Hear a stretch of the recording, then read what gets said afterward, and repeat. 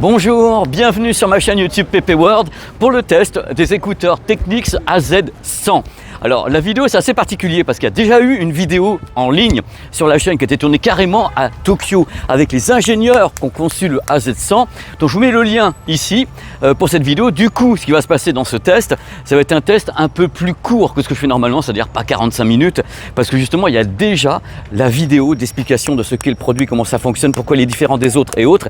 Donc on va surtout s'attacher dans ce test au résultat audio du produit, c'est-à-dire la qualité audio avec en effet les codecs SBC, AAC, LDAC et les mesures également et bien sûr la réduction de bruit numérique parce que figurez-vous que évidemment le produit dispose d'une réduction de bruit numérique. Et évidemment dans ce test il y aura un comparatif avec les écouteurs Apple, Bose, Samsung, Sony pour qu'on sache à qui on a affaire avec les écouteurs Technics AZ100. C'est parti. Alors l'idée pour Technics qui est une marque haute fidélité donc de la hi-fi qui a maintenant 60 ans, c'est de créer ce type d'écouteurs, mais des écouteurs qui sont donc haute fidélité, dans le sens ils ont mis la gomme de tous les côtés en disant nous on n'a pas fait un produit comme les autres parce qu'on est justement Technics et on a des technologies qui sont autour de ça. Il faut d'abord savoir que les écouteurs ont été modifiés dans leur design. Leur design a été modifié, c'est encore plus petit, plus compact, ils livrent carrément le produit avec 5 paires d'embouts qu'on pourra bien sûr gérer avec l'application et autres. Ils ont donc mis la gomme de ce côté-là pour avoir des produits qui étaient déjà un petit peu différents des précédents. Il faut savoir que la technologie principale est à l'intérieur du produit. Pour information, ils ont fait le test sur des milliers d'oreilles pour avoir la meilleure forme possible. Le truc important avec ces produits, c'est qu'ils ont une façon d'être installés un peu différente. C'est-à-dire que là, on les plug droit comme ça et on donne un quart de tour pour bien les installer à l'intérieur justement du conduit auditif. Ça fait qu'on peut vraiment bouger, courir, sauter en l'air, ils ne tombent pas. Alors, tout à l'heure dans l'app, il y aura bien sûr une façon de les installer correctement. Si on a les mauvais embouts, le son ne sera pas bon, on aura une mauvaise réduction de bruit et en plus ils vont tomber. Vous voyez pas l'horreur. Résistant aux éclaboussures, IPX4 avec le boîtier qui est quand même très simple, très pratique, mais qui lui n'est pas résistant à ma connaissance aux éclaboussures. Ne le mettez pas sous la flotte, hein. Il est joli comme tout, il est compact, regardez.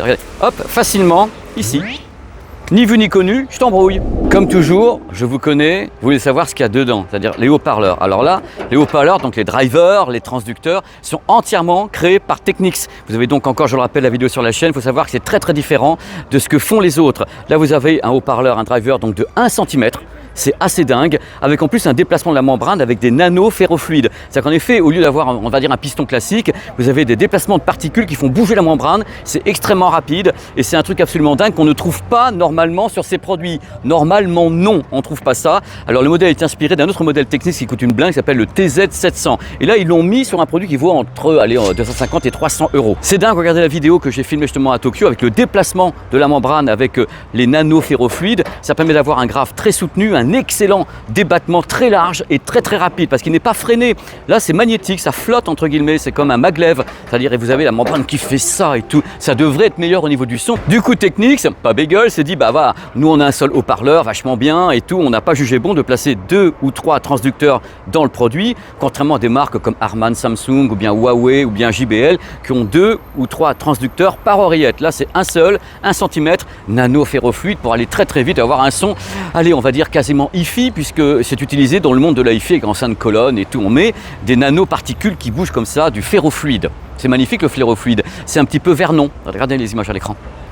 Il y a également une nouvelle architecture à l'intérieur, parfaitement conçue dans les règles de l'art, donc eux ils disent audiophile. Il faut savoir que le produit va très loin dans son électronique, et notamment les codecs audio. Codecs audio utilisés par, donc eux ils sont où? Ils sont tout le temps partis. Codecs audio utilisés par les AZ100 Technics, codec classique SBC, AAC. Il y a également le LDAC de Sony, donc compatible Hi-Res, pour un son qui serait étendu dans la bande passante du produit de 20 à 40 000 Hz. Je rappelle que le LDAC était uniquement disponible malheureusement pour iOS, uniquement disponible sur Android et sur certains smartphones uniquement. Tout à l'heure je ferai l'essai en LDAC avec un smartphone Sony Xperia qui est bien sûr LDAC puisque c'est Sony. Alors il faut savoir qu'en plus de ça, il y a la compatibilité Dolby Atmos avec le suivi de la tête, le head tracking qui est à bord, le Bluetooth LE donc avec Auracast est à bord, c'est la première fois chez eux. On peut appairer le produit en Bluetooth multipoint avec 3 produits différents. Pas 2, 3. Vous avez eu les démos pendant la vidéo tournée directement à Tokyo et tout avec 3 devices différents, mais c'était too much. On y croit à peine. Concernant la réduction de bruit et les appels téléphoniques, il y a 3 micros à bord,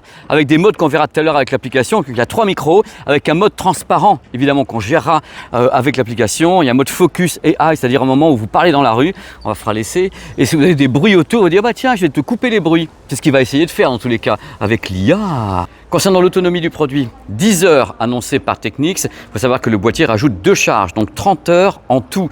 Le boîtier est compatible avec la charge sans fil IQ. Quand même du délire. On verra tout à l'heure si ça fait vraiment 10 heures ou bien si c'est Jojo la flûte. On sait jamais. Hein. Suivez-moi. On va faire Blair Witch Technics Project. C'est pas pour rien que je rentre dans un tunnel, parce que je vais vous parler de l'application qui s'appelle Technics Audio Connect. Regardez maintenant les captures à l'image, vous allez voir des tas de trucs de tous les côtés avec des animations. L'application est très complète. D'abord, sachez que si vous ne connaissez rien, il y a des tutoriaux de tous les côtés pour vous apprendre comment mettre les écouteurs, comment placer le boîtier, comment connecter. Tout est prévu, regardez un petit peu ce qui se passe. On peut choisir ses embouts, faire des tests d'audition carrément avec le produit. Sachez également qu'il y a des indications claires sur le niveau de batterie de chaque écouteur ainsi que du boîtier, ça c'est très important. Côté audio, égaliseur 8 bandes avec des modes préréglés. Vous voyez défiler actuellement, il y a des modes graves, super graves, aigus, mode voix. Pour la gestion du son ambiant, vous avez un truc super sympa, c'est une molette, regardez. Elle est crantée, vous la tournez comme ça à la main, vous avez plus ou moins de son ambiant, vous pouvez équilibrer avec le mode ANC, donc faire un équilibre comme ça, c'est assez marrant. Vous avez bien sûr des modes automatiques et vous avez un mode sur la réduction de bruit numérique qui éteint tout, c'est-à-dire vous n'avez ni son ambiant, ni réduction de bruit numérique. Là, je vous conseille de ne pas l'activer parce que vous perdez pas mal de qualité audio. Il faut toujours laisser un ou l'autre activé. Ce produit a été conçu pour travailler soit avec un mode transparent, soit avec une réduction de bruit numérique. Quand on enlève le tout, donc le mode off, moi je ne suis pas d'accord sur la qualité audio. On va parler justement dans les plus et les moins tout à l'heure. Il y a également un tutoriel très intéressant concernant le Dolby Atmos. Qu'est-ce que ça vous fait? Pourquoi ça vous le fait? Comment régler ça? Le mouvement de la tête? Vous avez plein de trucs à voir comme ça pendant qu'on sort tout doucement du tunnel.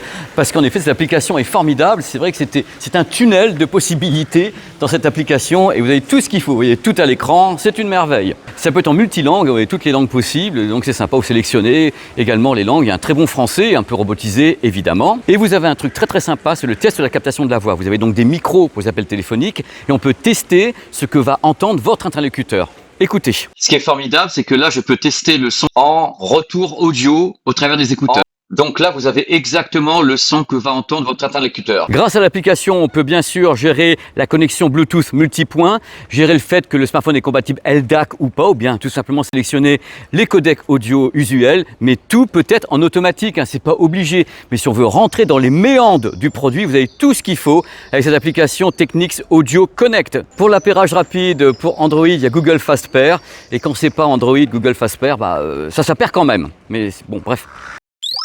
Hop, vous m'avez réveillé. C'est parti.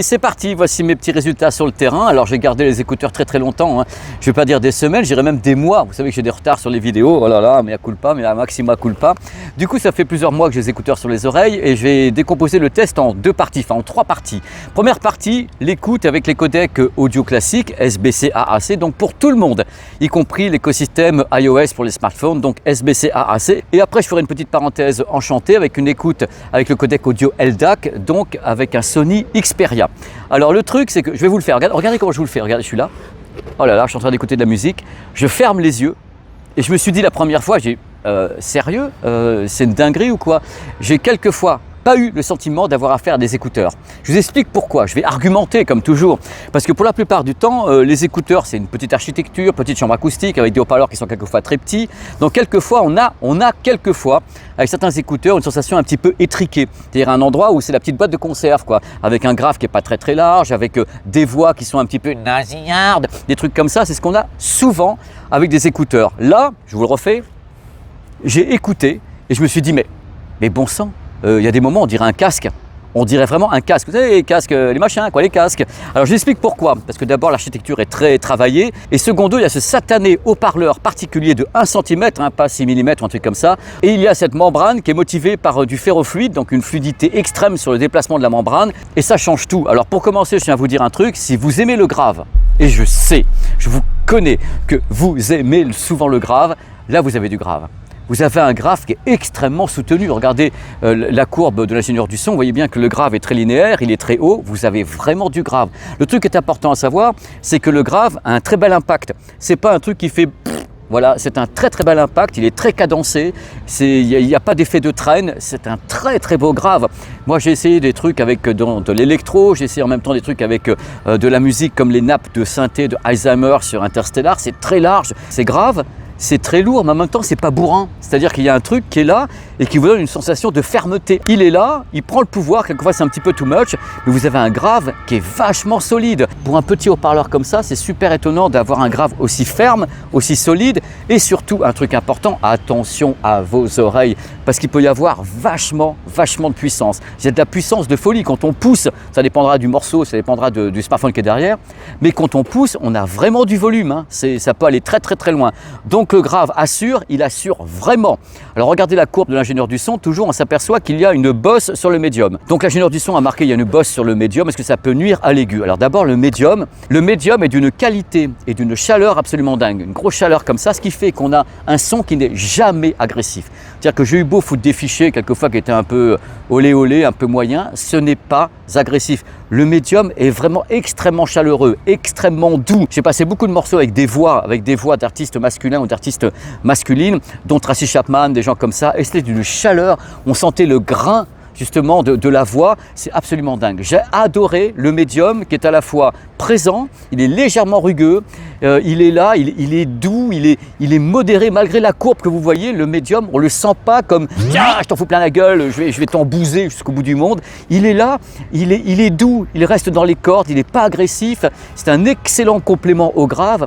Et quand on a un très bon morceau, c'est vrai que la chaleur des voix, la dispersion des synthés, la modulation du son des synthés, c'est absolument dingue. Je le dis carrément, c'est dingue. Moi, j'ai beaucoup de plaisir à écouter ce produit à cause de ça. Le truc, c'est qu'en effet, on sait d'avance que le produit est déséquilibré. Parce que je sais qu'il y a trop de grave, je sais que le médium est mis en avant, c'est déséquilibré. Mais c'est tellement bien fait, tellement agréable, tellement non agressif, tellement vivant. Mais globalement, on sent que c'est ravivé, c'est enjoué.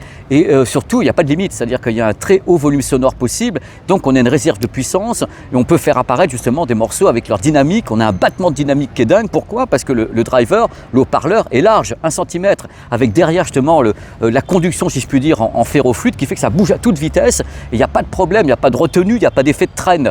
Donc ça c'est dingue. Justement, regardez la courbe de l'ingénieur du son qui dit est-ce que par hasard le fait que le grave soit imposant, que le médium soit là, est-ce que tout ça ne nuit pas à l'aigu? Selon moi, à l'oreille, non, ça ne nuit pas à l'aigu. Pourquoi? Parce que l'aigu est extrêmement travaillé. Et c'est là le secret justement, je pense, de ce que fait Technics, c'est une grande marque audio japonaise, c'est d'avoir un aigu qui est super fin, qui est super défini et qui, malgré le fait qu'en effet un très beau médium, les voix, les synthés et le grave qui est derrière, l'aigu tire son épingle du jeu. C'est-à-dire qu'en effet, je ne peux pas vous dire là, attention, c'est un système Bluetooth, c'est de la haute fidélité, c'est de la hi-fi. Non. C'est pas de la hi-fi, ça reste du Bluetooth, ça reste limité par les codecs, ça reste parfaitement limité par la qualité des sources, mais pour les codecs AAC, SBC classiques que tout le monde peut avoir sur son smartphone, c'est vachement bien fichu. C'est-à-dire qu'il y a une sorte d'équilibre qui se crée naturellement entre le grave, le médium et l'aigu, qui fait que tout ça, on sait qu'en effet, moi je sais que c'est déséquilibré, mais en l'écoutant, qu'est-ce que c'est attachant, qu'est-ce que ça vit, qu'est-ce que c'est précis. J'ai réécouté des morceaux de jazz, on entendait bien tous les instruments qu'ils ont positionnés, la scène sonore, attendez, je ne vais pas tomber dans l'eau parce qu'elle est là, mais la scène sonore est super, attendez, je ne vous vois pas là comme ça, la scène sonore est super large. Pourquoi? Parce qu'en effet, les haut-parleurs arrivent à faire la distinction entre les instruments A, B, C, D, ça fait que comme les instruments sont distincts, eh bien ils sont mieux placés dans l'espace. Du coup, l'espace est large, il est super large, donc sans avoir à activer un Dolby Atmos ou je ne sais pas quoi, vous avez naturellement avec ce produit des sons extrêmement larges. J'ai écouté des morceaux d'électro où il y avait en effet le grave qui était ici, une voix de tête, et j'avais des petits bruits, mais ils n'étaient pas là, ils étaient là. Les petits synthés, les petits trucs, des petits sons aigus qui partaient vachement loin sur les côtés. Pourquoi? Parce que ce haut-parleur va très vite et qu'il est capable d'avoir ça. Ça, c'est assez rare avec ce type de produit. C'est pas rare avec un casque et un son qui est hi-fi avec un câble, un truc comme ça. Ça, c'est pas rare dans ces cas-là. Mais avoir ça sur ce type de produit, ça, c'est rare. Regardez encore la courbe d'ingénieur du son. C'est vrai, il y a des creux. Mais à l'oreille, ce que je peux vous dire, c'est que justement, à mon avis, grâce à ces creux dans la réponse en fréquence, vous voyez, hein, c'est à ce moment-là qu'on peut entendre peut-être mieux l'aigu, une partie du médium ou le grave. C'est parce qu'il y a ces temps morts, si je peux dire, légers hein, sur la réponse en fréquence qui mettent en avant certaines fréquences. Mais les fréquences qui sont mises en avant, c'est extrêmement séduisant. Je trouve que le son est absolument incroyable dans sa tenue du grave. Le médium qui est doux, qui n'est pas agressif, et l'aigu qui vient là, qui est très large, qui vient apporter sa touche finale en étant précis, ciselé, en faisant bien le bruit des cymbales, des trucs comme ça, le bruit des fûts de la batterie. C'est assez dingue. Si vous écoutez du jazz, de la musique classique, des musiques de film, de l'électro, parce que l'électro, ça passe vachement bien, parce qu'il y a du grave, il y a beaucoup de synthé, c'est divin. c'est divin. Ce qui est intéressant, c'est que l'électronique est suffisamment performante pour aller fouiller le signal. C'est-à-dire qu'en effet, on va détailler les choses, aller chercher des petits sons comme ça. Et les haut-parleurs sont suffisamment bons pour retranscrire tout ça. C'est-à-dire qu'à la fois, le traitement audio est bon et à la fois, les haut-parleurs peuvent le mettre en exergue, ce bon traitement vidéo. Tout n'est pas parfait. Il y a des gens qui me diront, oui, ok, il n'y a qu'un seul haut-parleur. Plusieurs autres marques ont 2 ou 3 haut-parleurs par oreillette. Je dis, ok, moi, c'est le résultat qui compte. Hein. Si le résultat me paraît correct, dans le sens où il y a la patate, il y a du détail, les médiums ne sont pas agressifs, il y a une chaleur dans les voix incroyable, pour moi ça fonctionne. Pendant que je parle, vous voyez les courbes de réponse des concurrents, c'est vrai que dans les concurrents il y a des bonnes choses aussi, hein. Chez Apple, chez Bose, chez Sony, ainsi que chez Harman, Samsung, il y a des très très bonnes choses, mais celui-ci, je l'ai trouvé attachant sur le côté, on essaye de faire de la haute fidélité. Parce que ces Technics, c'est une marque audio, c'est une marque japonaise historique, et eux, ils essayent vraiment de se dire, ok, c'est du Bluetooth, on n'y peut rien, on va pas mettre des fils, c'est du Bluetooth, mais on essaie de s'approcher de notre philosophie de la haute fidélité, avec un aigu qui est vraiment très très précis, sans sibilance, ça ne siffle pas, très bien placé, un médium qui est mis en avant pour la chaleur des voix surtout, voix humaines qui sont mises en avant, et un grave qui soutient à mon avis un peu trop, c'est-à-dire que le grave ils y sont allés à fond, parce que je pense que quelque part c'est une demande du public quand on parle à des gens, ouais, faut que ça tabasse. Ok, ils l'ont fait, mais libre à vous dans l'application de baisser le grave et de mettre ça un petit peu en retrait, parce que sinon il y en a trop, hein. Il y a un peu trop de grave. Le résultat est très clair, il est brillant, c'est vrai qu'il y a une brillance, on sent qu'il y a un travail derrière, mais il n'est pas nocif ce travail, il est dans les clous, il essaye de faire au mieux par rapport à ce qu'est ce type de produit. C'est ça qui est intéressant. N'oubliez pas qu'on ne parle pas d'un casque à 700, à 1000 ou 1200 euros, on parle d'écouteurs, des petits trucs qu'on met dans l'oreille avec un seul haut-parleur et qui valent 299 euros au prix fort. C'est-à-dire que maintenant, ça se trouve, c'est 240. Hein. Donc, compte tenu du tarif, je trouve que le résultat est vachement bien. Alors si vous me dites est-ce que c'est mieux que les AirPods Pro 2 ou bien que les Buds 3 Pro ou bien que Sony XM5 en écouteurs ou bien des Bose, c'est pas que c'est mieux, c'est différent. C'est-à-dire que Bose, on va encore plus taper dans la tabasse. Sony, je pense que c'est un équilibre absolument incroyable, là il n'y a rien à dire. AirPods Pro, c'est un équilibre incroyable, il n'y a rien à dire. Les Samsung Harman Buds 3 Pro, c'est un peu plus brillant, il y a un peu un côté un peu plus brillant, plus agressif. Mais globalement, on est sur des produits qui sont excellents. Autre truc, parce qu'il faut en parler, j'ai fait des essais j'ai fait des essais, le mec en direct live, ah là là, j'ai fait des essais avec le Xperia de Sony, parce que là je suis sûr, c'est du LDAC. Alors quelle différence j'ai pu noter entre les mêmes fichiers qui sont envoyés en SBC AAC ou bien en LDAC? Alors il faut tendre l'oreille, regardez comment je tends l'oreille. Coucou. Il faut tendre l'oreille avec le codec audio LDAC de Sony, donc on a un débit 3 fois supérieur et 3 fois plus de données numériques autour du son. Donc ça rentre là-dedans, hein. Donc on va avoir, ce que j'ai entendu en tous les cas, à mon avis, une scène sonore encore plus libérée. Donc ça, les instruments vont être encore plus aérés, si vous voulez, parce qu'il y a toujours un côté, il y a beaucoup d'instruments quelquefois, et tout peut se mélanger. Et plus on a de débit numérique, plus on peut faire officiellement le tri entre les instruments et avoir une scène sonore qui est encore plus large. Donc c'est un truc que j'ai entendu, ainsi qu'un aigu encore plus fin. Mais attention, je le dis là, je ne sais pas où est la caméra parce qu'avec le soleil je ne vois plus rien, je le dis, si vous n'avez pas de codec audio LDAC, tout ce que j'ai dit avant est toujours bon, hein. C'est-à-dire que le produit est excellent. Moi je le trouve excellent en audio, ça m'a plu, ça correspond à ce que j'ai envie d'entendre moi sur des produits comme ça. Donc je suis en paix avec ça, le produit fonctionne bien en qualité audio avec des bons fichiers, avec un codec AAC ou SBC, donc classique. Bien sûr, le supplément d'âme, comme je dis toujours, c'est d'avoir du LDAC, d'essayer en LDAC et se dire est-ce que vous avez une différence ou pas. Moi j'ai senti un truc, je trouve que c'est vraiment d'excellents écouteurs pour la partie qualité audio. Alors justement, on va parler de la réduction de bruit. Bon, pour les gens qui connaissent le vase de Soissons, vous allez avoir un petit vase de Soissons. Alors, la réduction de bruit numérique, à la base, ce sont des écouteurs qui sont réduction de bruit numérique. Eh bien, c'est pas le fort du produit. Donc, c'est pas mauvais. C'est-à-dire que sur le papier, à la base, Technics avait dit attention, on est capable de réduire de 40 dB la plupart des fréquences. Bon, on arrive à 30 dB avec certaines fréquences. Regardez les courbes actuellement. Il y a plusieurs portions de la réponse en fréquence où il y a une réduction de 30 dB. Mais malheureusement, il y a une grosse portion qui est libellée à l'écran, pendant laquelle la réduction n'est pas du tout efficace, enfin pas efficace. Par exemple, si vous êtes dans le métro avec des gens qui parlent, vous allez entendre une partie des gens qui parlent, ça c'est clair. Les bruits des rails quelquefois, le bruit des portes qui claquent, des trucs comme ça. En effet, il y a des portions de tout ce que vous entendez qui seront moins bien réduites que d'autres. Il n'y a pas d'annulation de bruit, hein. C'est des produits qui n'annulent pas, ils réduisent. Le problème des Technics AZ100, c'est qu'en face, il y a du monde.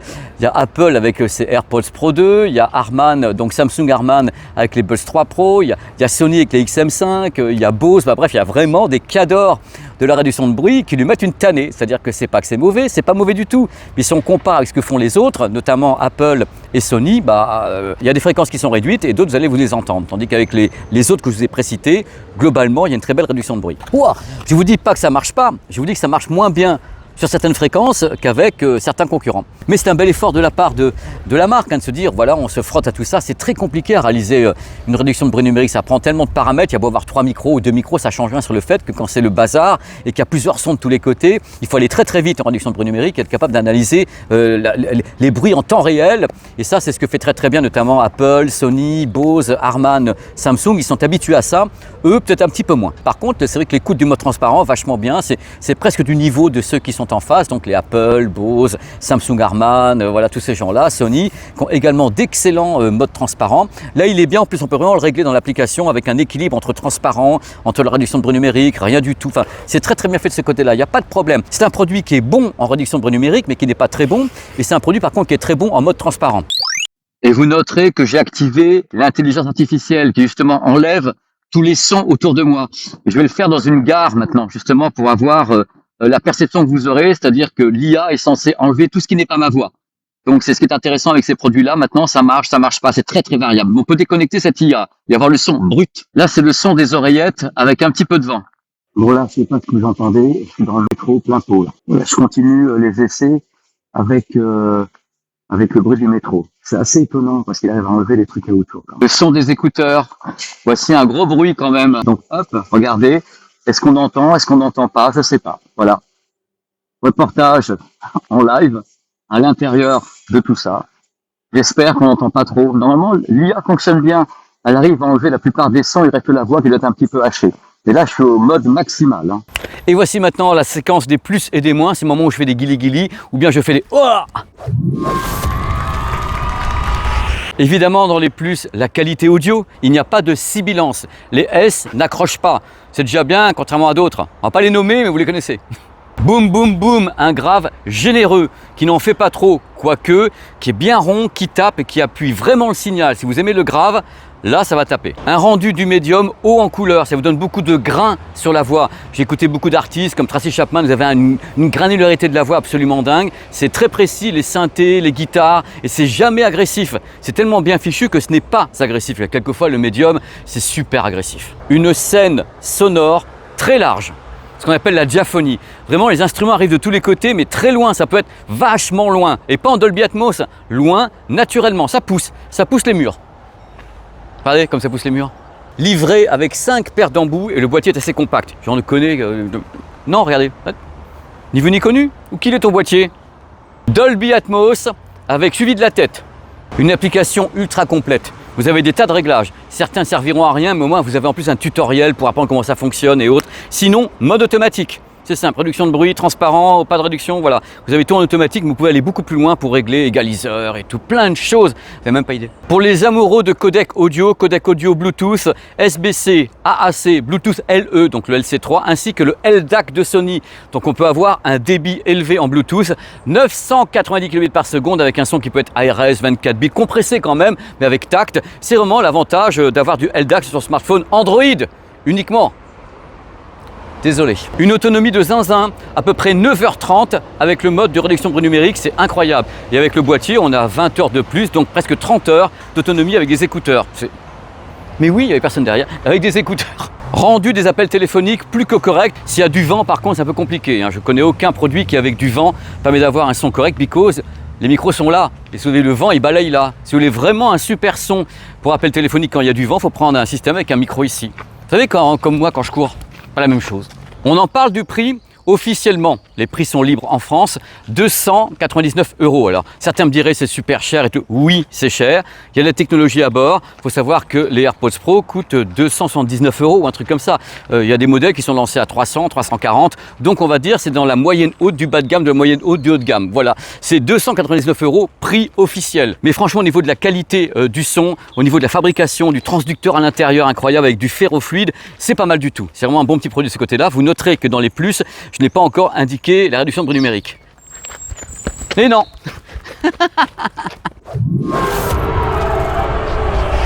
Il y a quelques coupures de son quelquefois en LDAC, il n'y en a pas avec le SBC AAC, le LDAC est très demandeur, hein. Donc il y a beaucoup de débit, quelquefois j'ai eu quelques coupures, mais c'est parfaitement aléatoire. Croyez pas que ça coupe tout le temps, hein. C'est que je voulais vous le dire, avant vous disiez, mais tu l'as pas dit. Eh ben je vous l'ai dit, il y a quelques petites coupures. Alors il faut savoir qu'à mon sens, même si j'aime le grave, quelquefois il y en a trop. Alors bien sûr ça peut plaire, mais je pense que le grave prend quand même pas mal le pouvoir, ainsi que le médium, vous avez toujours l'égaliseur si vous trouvez qu'il y a trop de grave. Mais globalement, en plus le grave tient. Ce qui est fou, c'est qu'on a envie de le pousser parce qu'il tient, il s'écroule pas. Oh là là, quelle catastrophe de bonheur. Contrairement à ce qu'on peut croire sur ce type de produit créé par justement une marque japonaise, Technics, le son n'est pas, et j'ai horreur de ce mot, neutre du tout, hein. Il est un petit peu déséquilibré, vous avez du grave, vous avez du médium, de l'aigu qui surnage sur tout ça. C'est déséquilibré entre guillemets, mais quand on l'écoute, on dit « Ah mais quand même, c'est quelque chose quoi ». Donc c'est un déséquilibre heureux. Un rendu de l'aigu qui est un petit peu brillant. On sent qu'il y a une petite tonalité brillante. Moi ça me plaît bien parce que ça relève le truc, mais ça peut vous déplaire, même chose, égaliseur. On est d'accord que ce sont à la base des écouteurs anti-bruit, c'est-à-dire à réduction de bruit numérique. Alors ça fonctionne, mais pas partout. C'est-à-dire que globalement, certaines fréquences, ça ne va pas du tout. Donc, par exemple, dans un train, vous allez quand même entendre un petit peu les voix, vous allez entendre un petit peu les bruits du train et autres. C'est quand même en dessous de la réduction de bruit numérique de ses concurrents. C'est-à-dire, bien sûr, les Apple, les Bose, Samsung, Sony sont meilleurs en réduction de bruit numérique. C'est-à-dire que le produit va réduire correctement certaines fréquences, vous l'avez vu tout à l'heure, mais certaines autres fréquences, c'est allô, je réduis, mais un tout petit peu. Voilà. Donc, ce n'est pas le meilleur pour la réduction de bruit numérique. Par contre, en audio, il tire son épingle du jeu. Mais voilà, on paye aussi la réduction de bruit numérique, n'est-ce pas? Concernant les effets Dolby Atmos, c'est pas le fort de ce produit. Je pense que Technics, en tant que marque de haute fidélité, donc hi-fi noble, ne mise pas tellement sur le Dolby Atmos. Vous allez avoir quelques petits effets comme ça, mais c'est pas un foudre de guerre. Et puis je pense que, je sais pas si les gens sont super intéressés par des effets Dolby Atmos sur ce type de produit. Après, vous me dites dans les commentaires ou pas. À ma connaissance, le boîtier n'est pas résistant à la pluie. Voilà, c'est terminé. Merci à nouveau d'avoir suivi cette vidéo que j'ai pris beaucoup de plaisir une fois de plus à tourner. En plus ici à la coulée verte, il fait 25 degrés, c'est le bonheur. Sur la chaîne vous avez plein de vidéos. Sachez qu'il y a un chapitrage qui est mis justement dans la descriptif. Si vous regardez la vidéo, dans le descriptif vous avez un chapitrage avec en effet tel chapitre à tel moment, le nom du chapitre, vous avez tout dans le descriptif. C'est plus simple pour s'y retrouver quelquefois. Il y a plein de vidéos qui arrivent encore avant, je crois le 14 juillet où je vais me reposer un petit peu quand même pour recharger un petit peu la cabeza, la boîte à neurones. Et dans tous les cas, portez-vous bien. Prochaine vidéo, je sais pas quand, mais elle sera bien.